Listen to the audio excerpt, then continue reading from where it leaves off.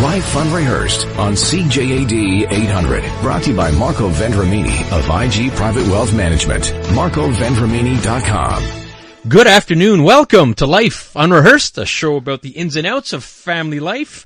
So your life isn't going exactly as planned. Well, you're not alone, and we're here to help out. My name is Matt Delvecchio, specializing in free retirement home search and senior transition support. And I'm Corrie Surratt, a clinical social worker and psychotherapist specializing in grief and loss.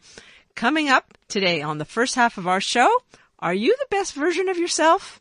If you don't know how to answer that question, no worries. Melissa Dawn, she's the author, she's a speaker, and she's the founder of CEO of Your Life, and she's going to teach us how to become that person. I cannot wait. Very interesting, Corey. Matt, you are a rock star when it comes to driving. I cannot believe, you've heard, he drives me in almost every time we do the show together.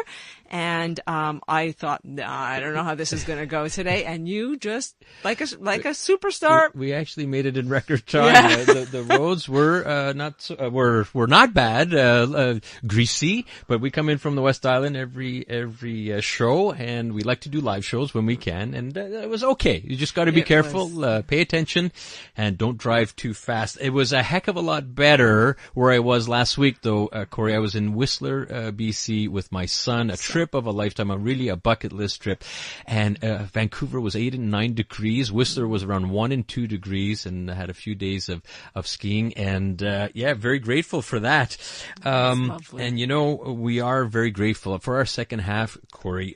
You absolutely don't want to miss the second half of our show, as we have Stanley Cup champion and author of the best-selling book Playing with Fire, Theo Fleury. Most of you know Theo Fleury. He holds nothing back as he talks about his troubled past, the trauma he experienced as a victim of sexual abuse, and his incredible advocacy work for those with mental illness, addiction, and trauma victims. Corey, that's going to be after the 4:30 news. Well, I look forward to hearing that as well.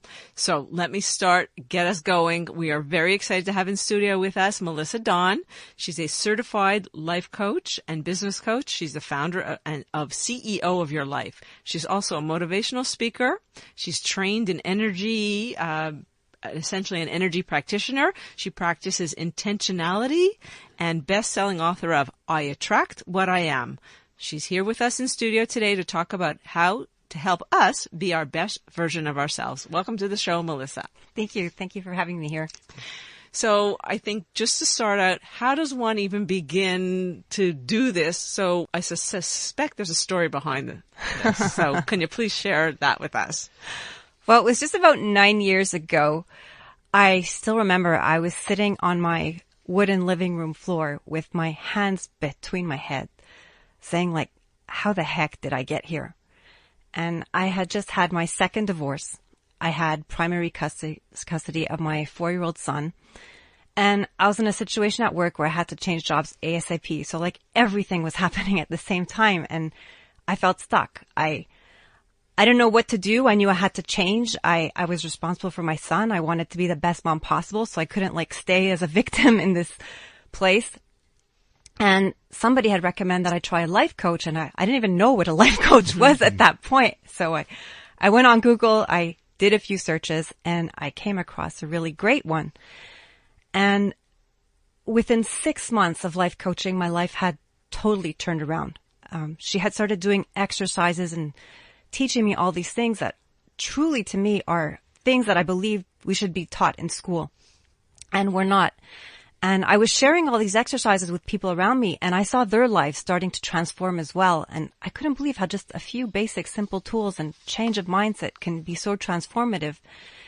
And I said, you know what? At the time I was VP marketing, and I said, I want to help as many people as I can become the CEO of your life. Help them create the lives that they really, really want, and let them know that it's possible. No matter what situation you're in, you can change it around. And that's when I went to the Coaches Training Institute and I became a certified life coach. And slowly, I started to build my business. And within 6 months, I had left my VP marketing job and was coaching full time. That's Melissa Dawn. She's the founder of CEO of Your Life. She's talking to us to be your best self, and that's a perfect example. And, you're leading by example. First of all, Melissa, thank you for coming into studio. You're coming from the South Shore. You brought your family with you in here with the studio. So first of all, thanks for being a trooper, and it does show a sign of your character and perseverance, and we do appreciate that. And you've talked about, Melissa, everyone has a purpose in life and has a unique value. It's one thing saying it, but it's another thing trying to recognize it. A lot of people don't even realize it. I think I fit into that category as well. I was, like you, Melissa, corporate person for many, many years, and the last few years, my wife and I have just switched gears and helping moms and dads transitioning in from homes into retirement residences. And we know we have found our calling. It's just you wake up every morning inspired and motivated, but it took an event like switching like that for me to even realize it. I had no idea. So everyone's got it in them. So how can we help someone even begin to identify their purpose in life? That's a really good question. I remember one of the first exercises I did with my coach that helped me a lot, and that I'm doing with my clients today as well, is she said for 3 weeks, write down everything that makes you happy and what makes you unhappy. Mm-hmm. And you don't even realize everything in a day that makes you happy and unhappy until you actually start writing it down at night. And then as you're writing it down, you're starting to see patterns. And I remember when I was doing it, I started to see the times I was happiest was when I was talking to people and I was having deep conversation. It wasn't like doing marketing. It was like, tell me like what's going on, and not just like superficially, but really like, let's have real conversations here. And the things I didn't like were, getting involved in marketing campaigns and all this. I liked my job, but it wasn't fueling me. But having deep conversations and listening to people and helping them out, I could do it all day long, even if I didn't get paid. So having done this exercise really, really helped me become aware of what fueled me. So I highly recommend this exercise to everybody. And you'll just start becoming more aware. So then you can see, okay, I need to do more of this, then I need to do less of this. And that's the very beginning. You got to follow the threads of what really fuels you. Fair enough. It's actually an interesting activity. I think I'm going to go and try it. Although I feel like I'm very motivated in the work I do. I think so. Could you tell? Definitely one of the most motivated people. So that to me what you suggested sounds like a strategy. Can you tell us some other strategies that you teach? Well, it's all about the person. Everyone is unique. Everyone has their own unique values, their own unique purpose.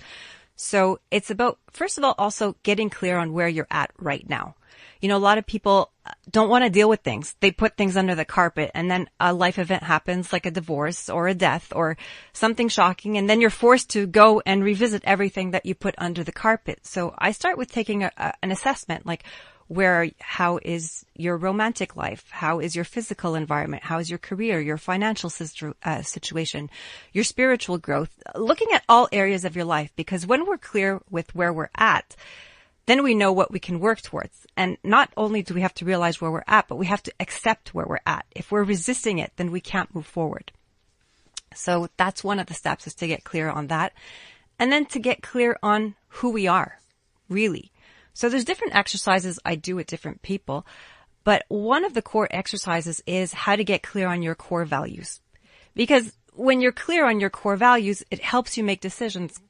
Is this the right job for me? Is this the right partner for me? And it's even great for business. Like, how do I brand myself? I brand myself around my values. So there's an exercise that I have. Actually, listeners can get it online. It's at CEO of your life, your.life/values, to help you get clear on them. So to understand those core values, which makes sense, and that could be different for many different people. You almost have to personalize it to yourself. Exactly. You're listening to Life Unrehearsed, and that's Melissa Dawn. She's the founder of CEO of Your Life, and she's talking to us about how to be your best self. You've talked about a couple of strategies, Melissa, very intriguing. We're approaching traffic soon, but we'd like to for you to stay with us, and we're going to talk about, when you get back, the biggest mistake you might be making when it comes to listening to the advice of others. And it's one that can totally derail your life. So let's head out to the CJD Traffic Center with Lauren Glazer, and we're going to hear all about that when Melissa comes back. Life Unrehearsed on CJAD 800. Brought to you by Marco Vendramini of IG Private Wealth Management. MarcoVendramini.com. Welcome back. You're listening to Life Unrehearsed. I'm Corrie Sirota with my co-host Matt Del Vecchio, and we are talking with Melissa Dawn, founder of CEO of Your Life, and she's teaching us how to be our best self.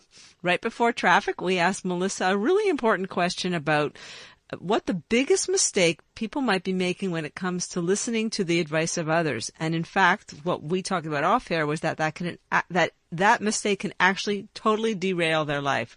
So share with us what that is, please. A lot of people look at what works for others and they say, well, this person was successful for it, so I'll do the same thing.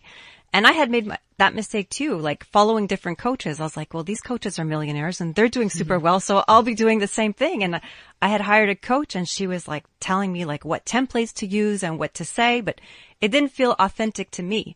So if something doesn't feel right for you, if something doesn't feel authentic, it means it's not your path. And just because it was successful and it worked for someone else, it doesn't mean it works for you. So always tune into your inner voice and what feels right, even if logically it doesn't make sense. Yeah, I think that's such an important point. And let's face it, social media has a big influence on this. And if I look on social media or Facebook, you see those that are posting their wonderful lives and their wonderful vacations. And it's, oh boy, it's, keeping up with the Joneses, right? You want to be.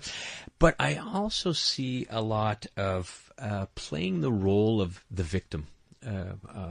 Through social media. So you tend to have these two corners. And so I see this playing the role of a victim as being a concern. You talk about that, in fact, Melissa. So how can that actually hurt you? Well, I always say don't be the victim in your story. Be the hero in your story.